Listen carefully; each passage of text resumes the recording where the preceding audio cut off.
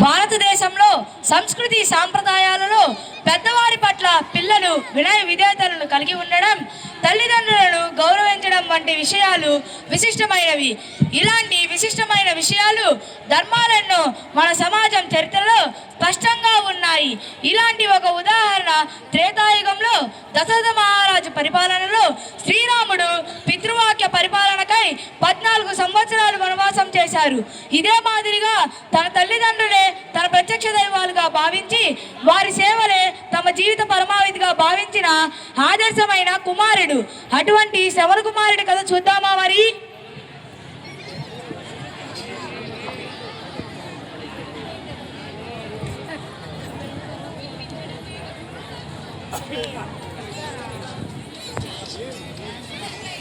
హే భగవంతుడా, మీ నుంచి ఏమీ ఆశించడం లేదు.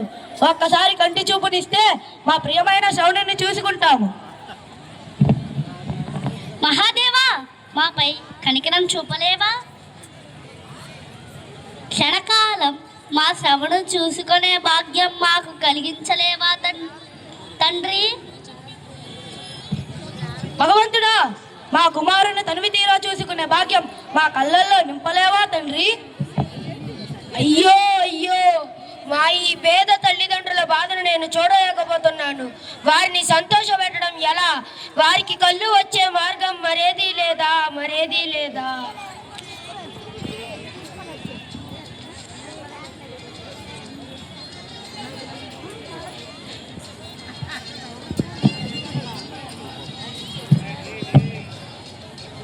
నిష్కల్మషమైన శ్రవణ, నీకు ఒక దారి కలదు. నీ తల్లిదండ్రులని సర్వ పుణ్యక్షేత్రాలకు తీసుకువెళ్ళు. సర్వ పుణ్యక్షేత్రాలలో దర్శించుకున్న నీ తల్లిదండ్రులకి సర్వపుణ్య ఫలితంగా చూపు వస్తుంది. నిజంగా నా తండ్రి, సంతోషం తండ్రి. మీరు నాకు ఒక దారిని చూపించారు. నేను ఖచ్చితంగా మా తల్లిదండ్రులను సర్వపుణ్య క్షేత్రాలకు తీసుకువెళ్తాను. కానీ నా దగ్గర ఎటువంటి ఆధారము లేదే. నేను ఏదో ఒకటి చేయాలి. మా తల్లిదండ్రులను సర్వపుణ్య క్షేత్రాలకు తీసుకువెళ్తాను. బాగా ఆలోచించిన శ్రవణుడు వెదురు బద్దలతో చేసిన కావట్లో తన తల్లిదండ్రులను కూర్చోబెట్టి పుణ్యక్షేత్రాల దర్శనం చేయించాలని ప్రయాణానికి సిద్ధమయ్యాడు.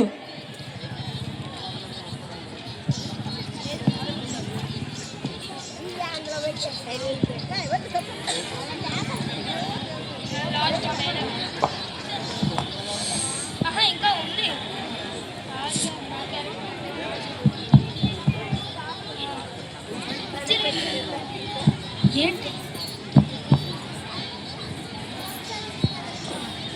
తండ్రి గారు,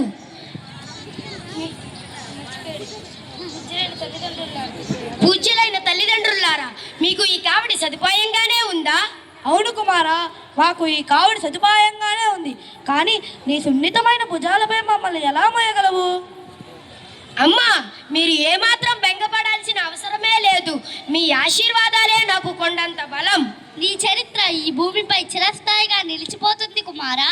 తండ్రి గారు, మీ సంతోషం ఒకటే నా జీవిత పరమార్థం. ఇలా మొదలైన శ్రవణుడి ప్రయాణం రాళ్ళు ముళ్ళు మార్గాలలో దట్టమైన అడవుల్లో సాగింది. శ్రవణుడి సున్నితమైన పాదాలు పొక్కులెక్కిపోయాయి. గాయాలతో రక్తసిక్తమైనాయి. బరువును మోస్తున్న లేత భుజాలు పుండ్లుగా మారాయి.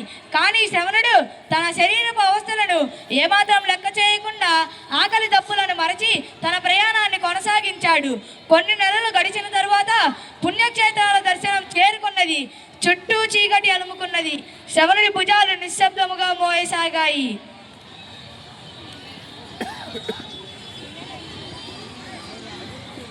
శ్రవణ కుమారా, మాకు విపరీతంగా దాహం వేస్తుంది. మంచినీరు కుమారా, త్వరగా మంచినీరు కుమారా. శ్రవణ, దాహం కుమారా, దాహం మాకు విపరీతంగా వేస్తుంది. నాన్నగారు, కొంచెం సేపు ఓపిక వహించండి. నేను ఇప్పుడే వెళ్ళి తీసుకువస్తాను. నీటిని వెతుకుతూ శ్రవణుడు వెళ్ళగా మరోవైపు ఋషిమునులను క్రూర జంతువుల బారి నుంచి కాపాడాలని దశరథ మహారాజు జంతువులను వేటాడడానికి వెళ్ళారు.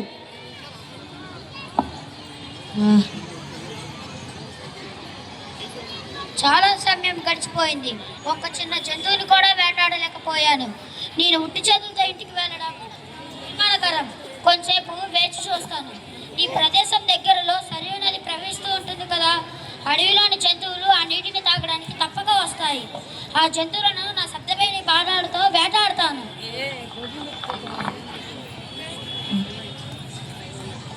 అమ్మయ్యా, ఎలాగైతేనేమి నీటి వద్దకు చేరుకున్నాము. పవిత్రమైన సరయూ నది వల్ల గుడ్డివాళ్ళు అయిన మా తల్లిదండ్రులు కంటి చూపు వచ్చేటట్లు చేస్తాను.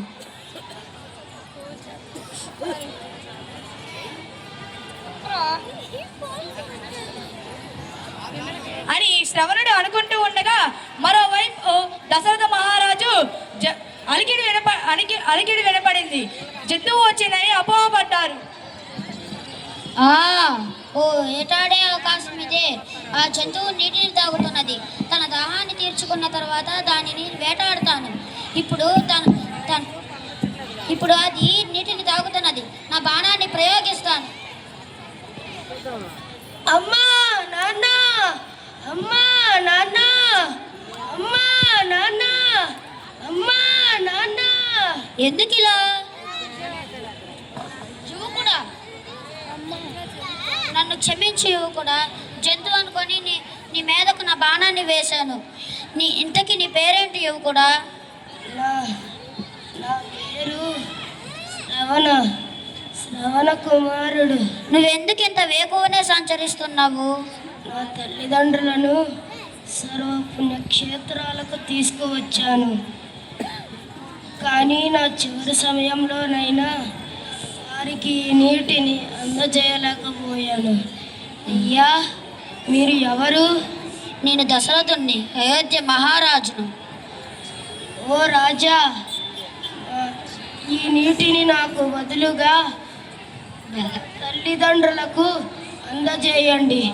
వాళ్ళు ఆ ఎదురులోనే ఉంటారు. వాళ్ళు నా కోసం ఎదురు చూస్తూ ఉంటారు. అంతేకాకుండా వాళ్ళకి నా క్షమాపణలు కూడా అందజేయండి. నన్ను క్షమించు శ్రవణ, నన్ను క్షమించు. శ్రవణుడు తన చివరి శ్వాసను విడిచాడు. దశరథ మహారాజు నీటిని తీసుకొని తల్లిదండ్రుల వద్దకు చేరుకున్నారు.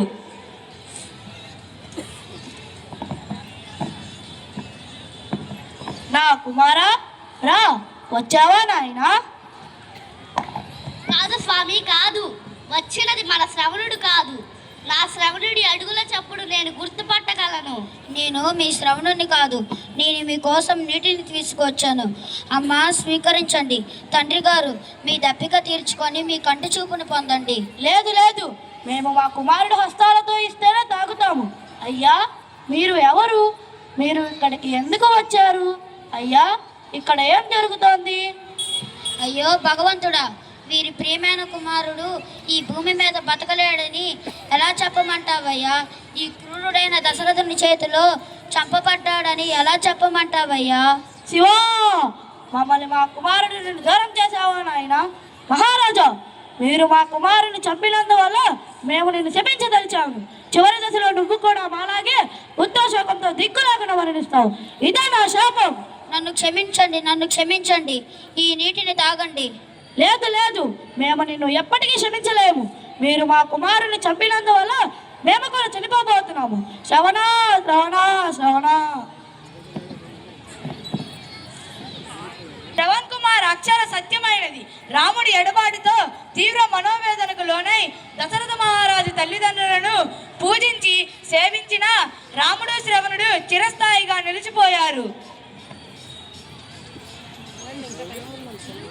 మానవులకు సేవ చేసినట్లయితే మానవులతో పాటు భగవంతుడు కూడా సంతోషిస్తారు. వాళ్లకు సేవ చేయటమే దేవునికి సేవ చేయటం. కృతజ్ఞతలతో తమ పిల్లలు తన తల్లిదండ్రులని ప్రత్యక్ష దైవాలుగా భావించి వాళ్ళని సంతోషంగా చూసుకోవాలి. జీవితంలో మనల్ని ముందుకు నడిపించి వెనుక చేయూతనివ్వడమే తల్లిదండ్రులకు సంతోషం.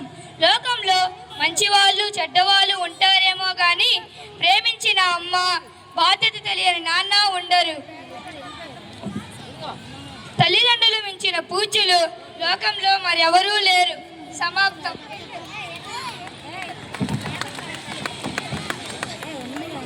ధన్యవాదాలు.